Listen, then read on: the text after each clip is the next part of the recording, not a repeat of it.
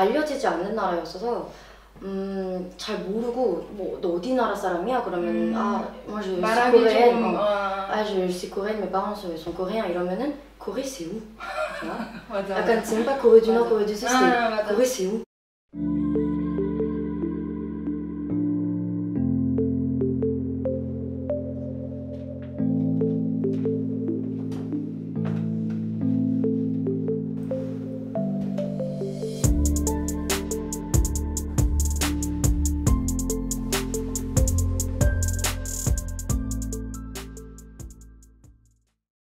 Tu te sens français mais avec une tête d'asiate. Donc non, je trouve que c'était difficile quand même. Enfin c'était un peu violent quand même à l'école. À l'école, on a tous eu les insultes, comment dire, les petits moqueries, King Chang Chung, Ni Hao, Konnichiwa et tout. Et là mais non, mais enfin, je parle chinois, je parle japonais. En tout cas c'est plus difficile de notre côté d'entendre ce genre d'insultes. Parce que nous, on a l'impression d'être intégrés à eux, on est pareil qu'eux, alors que...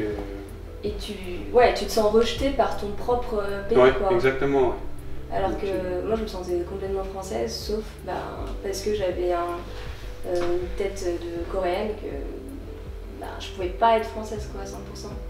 Si tu dénonçais comme quoi, en fait, tu te faisais traiter de chinois et que tu ne rencontrais pas la bonne personne dans le système, la CPE ou la prof te dirait en fait mais c'est pas grave en fait, c'est pas du racisme, c'est laisse-toi faire victimiser. Ouais, c'est ça.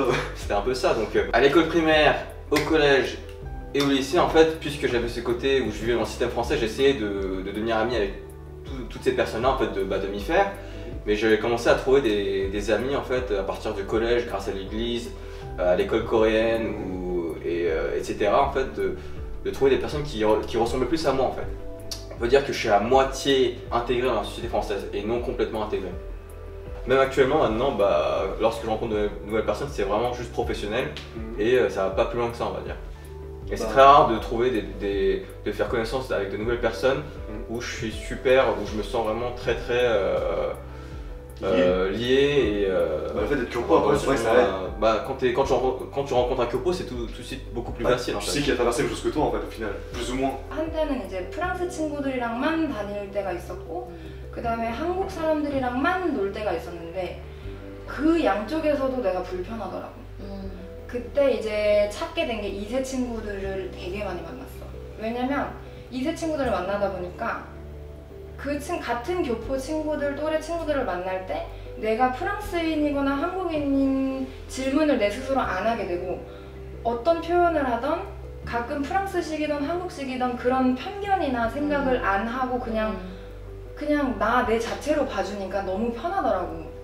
Juste que quand t'es jeune, je pense que la différence fait peur et t'as du mal en fait à être différent. T'as pas envie d'être différent, t'as envie de rentrer dans une case, de pas sauter aux yeux. C'est pour ça que tu l'as accepté moins, alors que plus tu grandis en fait, plus tu te dis, ça dépend de ta personnalité, mais moi c'est ce que je me dis aujourd'hui, j'ai pas envie d'être comme les autres, j'ai envie de me différencier, donc du coup c'est plutôt une force.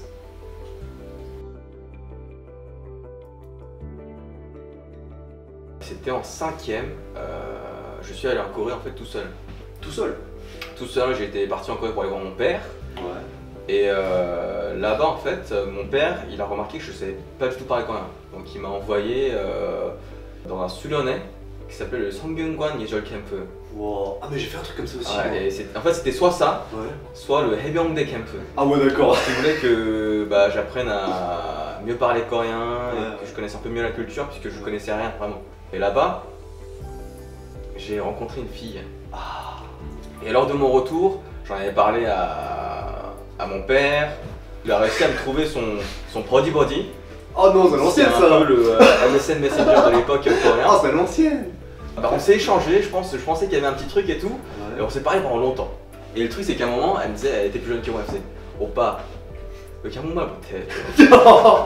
Depuis qu'elle m'a dit ça, j'ai fait un effort, je me suis dit, bon santé, faut que tu te redresses quand même pour choper, tu peux plus continuer comme ça. Faut savoir parler quoi. Ouais voilà, ouais d'accord. Donc c'est à partir de ce moment-là que j'ai commencé à faire un effort et à parler un peu mieux coréen en fait, d'année en année. tant que 교포, je pense que c'est assez difficile. 왜냐면은 계속 우리는 프랑스 사람들이랑만 자랐으니까 je pense qu'il y a des choses que eux ils comprennent pas et vice versa que les Coréens comprennent pas par rapport aux Français, mais je trouve que c'est compliqué à garder si on fait pas un effort. Quand j'étais avec mon père par exemple, mon père qui connaît beaucoup il y avait beaucoup d'amis autour de lui. Quand il 밥 먹을 때, tu vois, genre il y avait des amis à lui et tout, et genre il me disait 너 한국 사람이면 한국말 할 줄 알아야 돼, tu vois. Ah, 맞아. 너가 너의 피가 한국 사람인데 왜 한국말을 못해, tu vois. Ouais, tu dois vraiment remercier les potes de ton père. Ouais, au final, ils m'ont mis une pression, tu vois. Qui t'ont mis cette pression-là. Ouais, au final, mais c'était une bonne pression parce que tu sais, il disait 뭐 만화를 읽어, 뭐 아니면 예능 많이 봐, 아니면 영화를 많이 보라고 뭐 이렇게 많이 했었어 옛날에. 저도 왜냐면 동생이랑도 이제 학교를 계속 다니니까 주중에 계속 불어를 쓰잖아요. 근데 집에서도 불어를 쓰니까 저희 아빠가 밖에서는 불어 마음껏 쓰고 집에서는 그래도 한국어를 써라. 너도 부모님 강요하셨지? 맞아. 그러니까 그거는 그냥 강요는 아니잖아요. 그건 강요는 아니지만 이제 딱 정해놓고 우리는 진짜 강요를 하셨어. 그러니까 혼나면서 음. 한국말 해라. 싸워도 한국말로 해라. 약간 맞아. 그냥 혼나듯이 잔소리처럼 그냥 매번 매일매일 들으면서 했는데 지금 생각해보면은 이제 교포치고 한국말 되게 잘하네요 라는 말 들으면 되게 뿌듯하지 않아? 그런 건 있는 거서 아빠한테 되게 감사한 건 있는 것 같아 확실히. 쇼 culturel? 문화 충격? 문화 충격. 난 두 가지로 나뉘는 것 같아. 충격적인 게 있었고 좀 신기했던 거? 목욕탕. 나는 생각만 해도 약간 가는 거에 대해 있어서는 뭐 다 벗고 있는 것도 다 알고 있는 건데 du coup, tu sais à quoi t'attendre. Tu sais à quoi t'attendre, tu sais ce que c'est, tu t'imagines, voilà. Mais quand je suis rentrée dedans, c'était pas possible.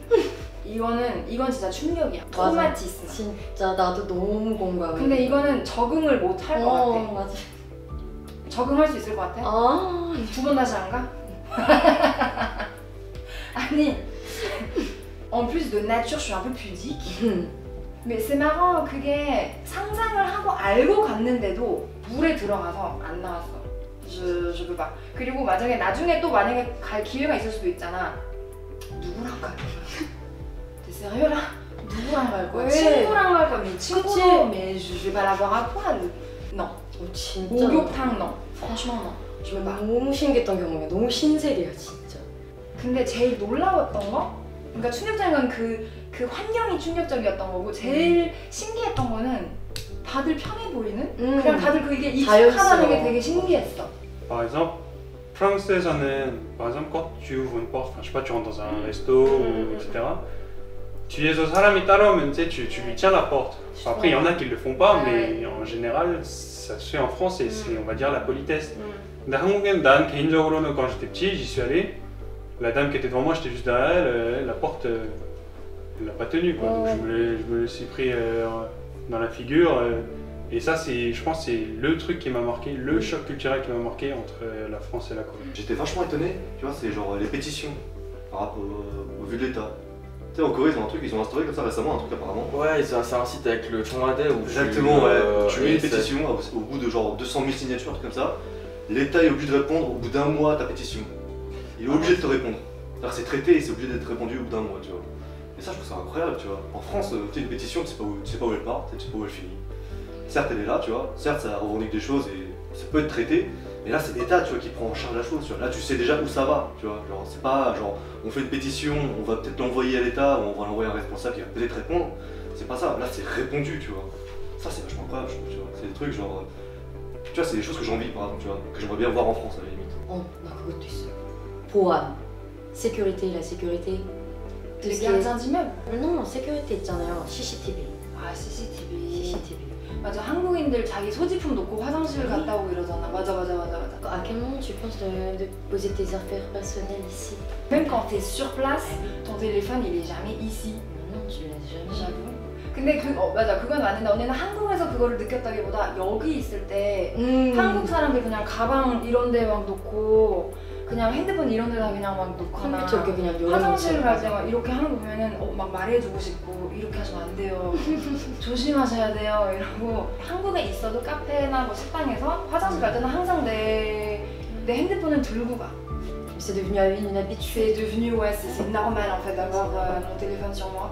Mais après, si pour rebondir sur ce geste où tu tiens pas la porte, il y avait un truc qui m'avait choqué aussi. Et tu sais, dans l'ascenseur, quand tu es dans un appartement en France, quand tu croises les voisins, quand tu es dans l'ascenseur, tu dis bonjour. Bonjour, même si tu le connais pas du tout et que tu es chez un pote et que tu vas juste en soirée chez un pote, tu dis bonjour, bonsoir, voilà. Non, en Corée, il n'y a pas de ça. Et genre, j'étais dans l'ascenseur et donc je me retrouve avec une voisine, je fais 안녕하세요. Et tu sais, elle m'a 5 ans et je dis T'as regardé en mode, c'est qui ouais, c'est qui elle, toujours comme ça. J'étais en mode, oula, je me sentais, Je suis beaucoup plus à l'aise avec les Français. Ah, c'est vrai? Ouais. 근데 이성적인 거랑은 다른 것 같아. 내가 생각했을 때는. 이성적인 거를 떠나서 정말 사람들 사람으로 정말 편한 거는 프랑스인이 너무 편해.